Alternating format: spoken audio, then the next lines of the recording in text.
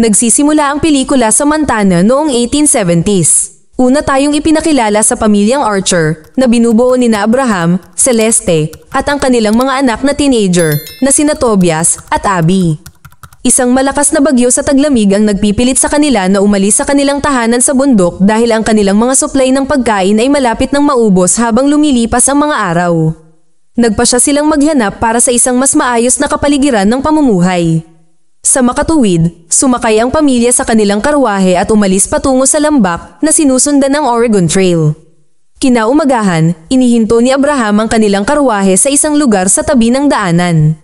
Nagtayo siya ng kampo upang hayaang magpahinga ang kanilang kabayo na si Fable at inutusan si Tobias na subaybayan ang paligid. Nang maglaon, nanghuli ng hayop ang mag-ama at hinabol ni Tobias ang isang hayop na hindi nila napatay. Hindi nagtagal ay nakatagpo siya ng bakas ng dugo at nagpas siyang sundan ito dahil sa kuryosidad. Sa kalaunan, nagulat siya sa isang grupo ng mga karwahe na inambush ng mga bandido kung saan ang mga manlalakbay ay inatake at inabandona. Biglang natuklasan ni Tobias ang isang babaeng nakaipit sa isang puno na may mga palaso na nakatusok sa kanyang mga palad.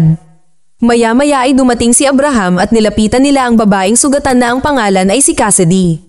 Sa una ay nagulat siya sa kanilang presensya ngunit kalaunan ay pinahintulutan niya si Abraham na ayusin ang kanyang mga sugat. Pagkatapos ay dinala siya ng mga Archer sa kanilang campsite at inalok siya na magpahinga muna. Kinagabihan, nakita ni Abby si Cassidy na umaalis sa karwahe at sinabihan na manatiling tahimik. Pagkatapos ay sinubukan niyang bumalik sa pagtulog ngunit nagsimulang makarinig ng mahinang bulong sa labas. Ilang sandali pa, isang grupo ng mga bandido, sina Logan, Reese, Brody, at Felix, ang sumalakay sa kampo. Tahimik nilang sinira ang karwahe at walang awang pinatay sina Abraham at Celeste sa kanilang pagtulog. Nagising si Tobias at sinubukang kumuha ng kutsilyo, ngunit tinamaan siya ng palaso sa leeg. Ang kawawang si Abby ay walang magawang pinapanood ang kanyang pamilya na sinasalakay ng mga bandido hanggang sa mamatay. Siya ay desperadong sinusubukan na makatakas, ngunit sa lalong madaling panahon ay nakita niya ang mga lalaking naghihintay sa kanya. Kasunod nito, dinala sina Cassidy, Abby, at ang kabayong si Fable sa isang desyerto na bayan na pinamamahalaan ng gang. Makikita natin si Abby na nakagapos sa isang silid, matyagang naghihintay ng pagkakataong makatakas. Nang gabing iyon, nagawa niyang basagin ang salamin sa bintana, ngunit nahuli siya ni Cassidy sa akto. Pagkatapos ay sinabi niya na hindi siya sasaktan ng mga lalaki kung susundin niya ang kanilang mga utos na iniiwan si Abby na nalilito. Sa sandaling iyon, ipinahayag na si Cassidy ay kanilang alipin at ang gumawa ng mga masasamang pakana ni Logan. Ginagamit niya siya bilang pain para akitin ang mga manlalakbay na dumadaan at mag-alok sa kanya ng tirahan. Pagkatapos ay sinamantala ng gang ang kabaitang ito upang patayin at pagnakawan ang kanilang mga biktima. Napagtanto ni Abby na si Cassidy ang may pananagutan sa pamumuno sa gang sa kanilang kampo. Sa kabila nito, naiwan siyang nahihirapan sa pagkakasala sa pagiging nag-iisang nakaligtas sa kasuklam-suklam na pagsubok. Kinaumagahan, naghahanda si Reese ng mga palaso gamit ang kakaibang molde. Napansin ni Brody na wala siyang suot na guwantes habang hinahawakan ng tinunaw na metal. Nang tanungin ito, ipinaliwanag ni Reese na hindi siya nakakaramdam ng anumang sakit. Nang maglaon, inutusan ni Logan si Brody na ihanda si Abby para samahan sila sa pangangaso. Samantala, sinubukang putulin ni Abby ang kanyang lubid gamit ang isang piraso ng basag na salamin, ngunit dumating si Brody bago niya palayain ang sarili. Pagkatapos ay dinala niya siya sa labas, kung saan naghihintay si Cassidy at ang iba pang gang ni Logan kasama ang kanilang mga kabayo. Sa kabila ng kanyang pakikibaka, pilit siyang pinasakay ng mga lalaki sa kabayo at sinimulan nila ang kanilang paglalakbay. Huminto ang gang sa isang lugar sa daan upang masuri ang kanilang pinakaligtas na ruta. Sa sandaling ito, palihim na pinuputo ni Abby ang kanyang mga lubid gamit ang basag na salamin na itinago niya sa kanyang damit. Di nagtagal, itinulak niya si Cassidy pababa ng kabayo at tumalon para makatakas. Mabilis siyang hinabol ni Brody sa pagtatangkang ibalik siya sa kabayo. Sa sobrang pagkadismaya, pinaputok niya ang kanyang baril sa hangin para takutin siya. Sa kasamaang palad, ang bala ay umurong pabalik at sa halip ay tumama sa kanya. Pagkatapos ay bumagsak siya sa nyebe at bumagsak sa ilog sa ilalim nito. Habang ang natitira sa gang ay abala sa kaguluhan, sinamantala ni Abby ang pagkakataong ito upang bumulusok din sa nagyayelong ilog. Galit na galit, inutusan ni Logan si Cassidy na ibalik si Abby, buhay man o patay ito. Kasunod ng utos na ito, inalis ng mga lalaki ang kanilang mga kabayo at iniwan si Cassidy. Gayunpaman, maghiliw na ibinigay ni Felix ang kanyang baril sa kanya para sa proteksyon bago siya umalis. Sa ibang lugar, ang isang rancher na nagngangalang Eric ay nangingisda sa nagyayelong ilog nang biglang may lumabas na kamay mula sa isang malaking butas kung saan siya nangingisda. Napagtantong nahihirapan ito, tumalon si Eric para tulungan siya at hinila si Abby mula sa malamig na tubig. Tinakpan niya siya ng kanyang fur coat at pagkatapos ay ibinalik siya sa kanyang lugar para magpainit. Hindi nagtagal, sinalubong sila ng kanyang asawang si Nora at magiliw na naghanda ng mainit na paliguan para kay Abby. Habang natutulog siya, ipinagtapat ni Eric sa kanyang asawa ang tungkol sa kanyang mga reserbasyon tungkol sa pagkuha sa kanya. Nag-aalala siya na ang pagbibigay ng kanlungan para kay Abby ay maaaring humantong sa mapanganib na gang sa kanilang pintuan. Gayunpaman, iginiit ni Nora na dapat nilang tulungan ng kawawang babae, anuman ang panganib. Samantala, dumating si Cassidy sa isang abandonadong kampo para hanapin si Abby. Habang naroon, napansin niya ang mga gamit sa pangingisda ni Eric na naiwan sa kanyang pagmamadali upang tulungan si Abby.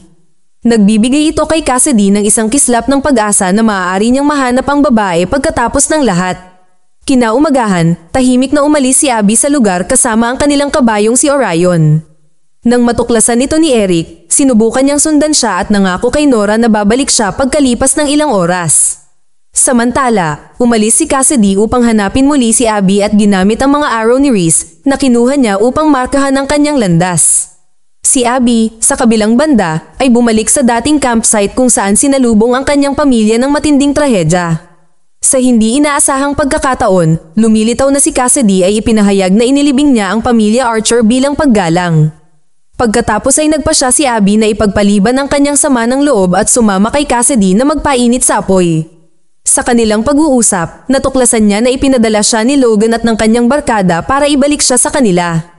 Ipinaliwanag ni Cassidy na wala siyang pagpipilian kundi ang sumunod dahil paparusahan nila siya sa pamamagitan ng paglalagay sa kanya sa isang puno na may mga arrow kapag sinubukan niyang tumakas. Maluhaluhang ipinahayag niya ang kanyang pagkakasala at kalungkutan sa pagdurusa ni Abby at nangako na hindi na siya muling daraan sa ganoong problema. Naramdaman ni Abby ang tunay na pagsisisi sa kanyang mga sinabi at piniling huwag nang makipagtalo pa. Nang maglaon, nagtanong si Cassidy tungkol sa bagong kabayo at ipinaliwanag ni Abby na hiniram niya ito sa isang rancher. Inihayag niya ang kanyang plano na ibalik ang kabayo sa sandaling makuha niya ang sarili niyang kabayo mula sa ghost town. Nag-aalala, sinubukan ni Cassidy na kausapin siya tungkol dito at binalaan siya na ang pagbalik doon ay lubhang mapanganib. Gayunpaman, tahimik na tumugon si Abby at sinabi na ang kanyang kabayo ang huling koneksyon niya sa kanyang pamilya. Ipinaliwanag niya na handa niyang ipagsapalaran ang lahat, maging ang sarili niyang buhay, para mabawi ito. Naiintindihan ni Cassidy ang kanyang pagdadalamhati sa pagkawala ng kanyang pamilya at tiniyak kay Abby na babalik sila para mailibing sila ng maayos kapag natunaw na ang nyebe. Bumalik sa ghost town, natuklasan ni Logan na kinuha ni Cassidy ang kanilang mga arrowhead. Pagkatapos ay inutusan niya si Felix na hanapin si Cassidy at ibalik ito. Gayunpaman, namagitan si Reese at iginiit na siya ang dapat na humawak sa gawain. Samantala, si Eric ay nakipagsapalaran upang hanapin si Abby at ang kanyang kabayo at natuklasan ng isang arrowhead trail na itinakda ni Cassidy. Habang nasa daan, nakarating siya sa isang bar at nagpas siyang huminto para uminom. Maya-maya, dumating na rin si Reese at narinig niya ang usapan nila ng bartender. Pagkatapos ay hiniling ni Reese na suriin ang ulo ng palaso, ngunit nag-alinlangan si Eric. Habang sinusubukan niyang umalis, ginamit ni Reese ang mga sungay ng hayop bilang sandata at brutal na tinusok ang mga kamay ni Eric para hindi siya makatakas. Ang bartender ay gumawa ng desperadong pagtatangka na tumakas, ngunit si Reese ay hamarang at walang humpay na pinapahirapan siya para sa impormasyon tungkol sa pagkakakilanlan ni Eric. Pagkatapos, itinoon ni Reese ang kanyang atensyon kay Eric at tinanong siya tungkol sa mga arrowhead. Pagkatapos ay ipinaliwanag ni Eric na natagpuan niya ang mga ito na nakalagay sa mga puno bilang mga marker ng trail. Ibinunyag din niya na siya ay naghahanap ng isang batang babae na nagnakaw ng kanyang kabayo at tumakas mula sa kanyang lugar sa kabila ng kanyang pagsusumamo para sa kaligtasan. Pagkatapos, malupit na binulag ni Reese ang bartender na iniwan itong nakahandusay sa lupa. Pagkatapos ay iminungkahi ni Reese kay Eric na magtulungan sila at magkasamang umalis sa gabi upang subaybayan si Abby. Kinaumagahan, nagdala si Abby ng panggatong at bumalik kay Cassidy sa lumang kampo. Nang makarating siya sa isang kalapit na burol, isang putok ng baril ang biglang umalingaw-ngaw sa hangin. Nagmamadali siyang pumunta sa gilid at napansin niya sina Reese at Eric na nakaharap kay Cassidy. Nakita niyang tinutukan niya ng baril si Reese na nagutos kay Eric na i-disarm siya. Si Abby ay nanonood ng may takot habang si Reese ay nakamamatay na binaril si Eric sa dibdib sa sandaling hinawakan niya ang baril. Nang maglaon, tinanong niya si Cassidy tungkol sa kinaroroonan ni Abby. Nagsinungaling siya at sinabi na hindi siya nakaligtas sa tubig. Pagkatapos ay inutusan niya itong sumakay sa kabayo ni Eric sa pag-aakalang siya ang nagnakaw nito. Nag-aatubili siyang sumunod sa mga kahilingan nito at sinamahan siya pabalik sa bayan sa pagtatangkang protektahan si Abby. Pagkaalis nila, nagmamadaling bumaba si Abby sa burol para hanapin si Eric na hindi kumikibo. Sa kanyang kaginhawahan, nagising siya kaagad pagkatapos at ipinakita ang isang buckle sa loob ng kanyang jacket na nagligtas sa kanya mula sa putok ng baril. Napansin ni Abby ang mga sugat sa kanyang mga kamay, kaya pinunit niya ang isang piraso ng tela sa kanyang damit. Nagulat si Eric habang marahang binabalot ang kanyang mga sugat upang maiwasan ang pagkawala ng dugo.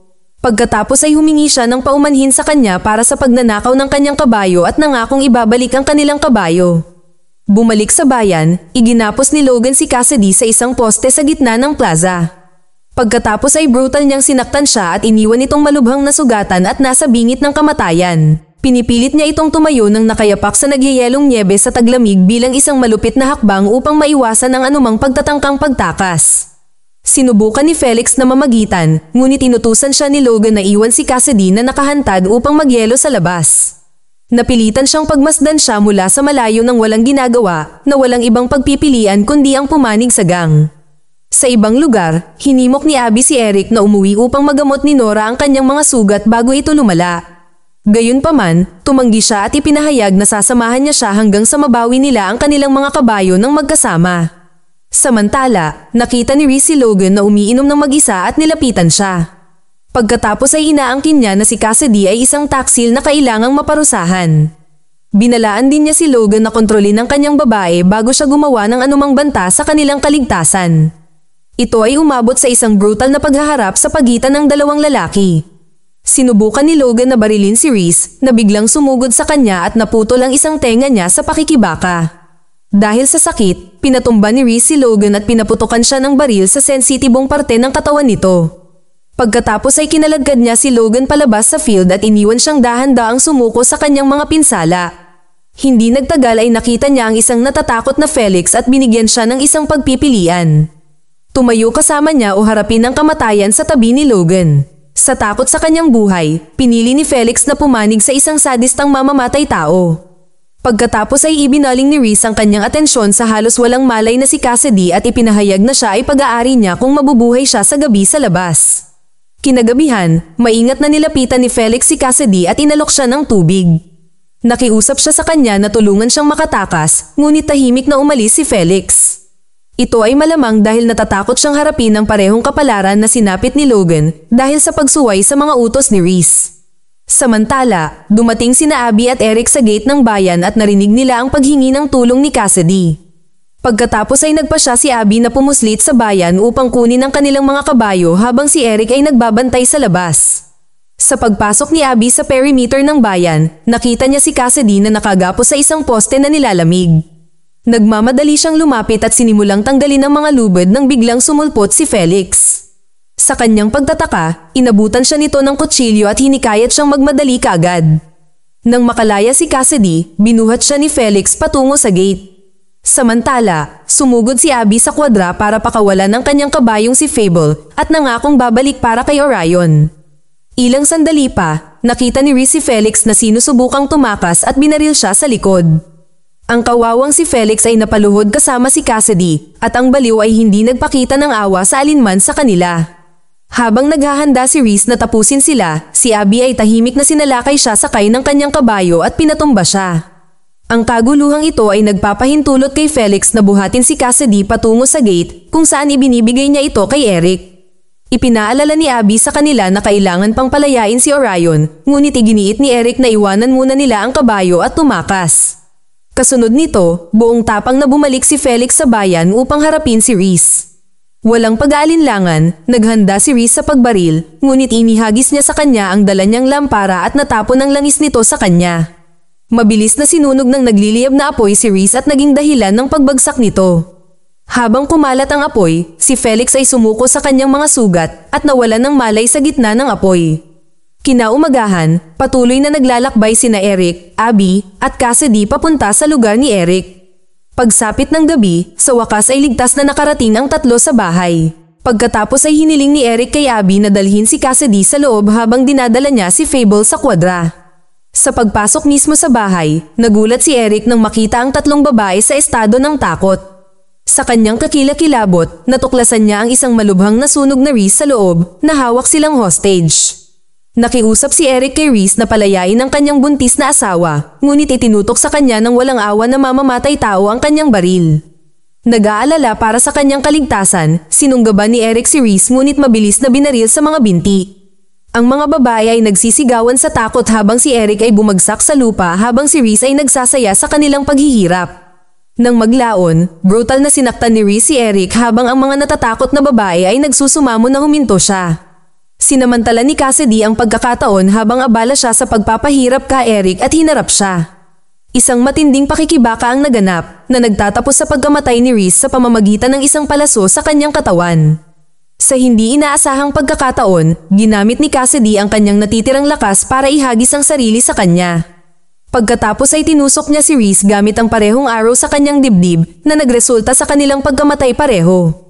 Pagkatapos ay sumugod si Nora sa tabi ni Eric at sa kabutihang palad, natuklasan na siya ay buhay pa. Samantala, napaluha si Abby dahil sa pagdadalamhati sa pagkawala ng kanyang kaibigan at tagapagtanggol. Ang eksena ay lumipat pagkatapos ng ilang buwan na inilalantad ang resulta ng malagim na pagsubok. Pinili ni Abby na manatili sa lugar kasama si Fable. Magiliw niyang inilibing ang kanyang pamilya at si Cassidy sa kalapit na field para matiyak na palagi silang malapit sa kanya. Sa huling eksena, sina Eric at Nora ay tinatanggap ang isang bagong silang na anak na babae sa kanilang buhay. Pinangalanan nila itong Cassie bilang pag-alaala sa kanilang mahal na kaibigan na si Cassidy. Mag-subscribe para sa higit pang mga video na tulad nito, i-on ang notification at mag-iwan ng like para matulungan ang aming channel. Salamat sa panunood.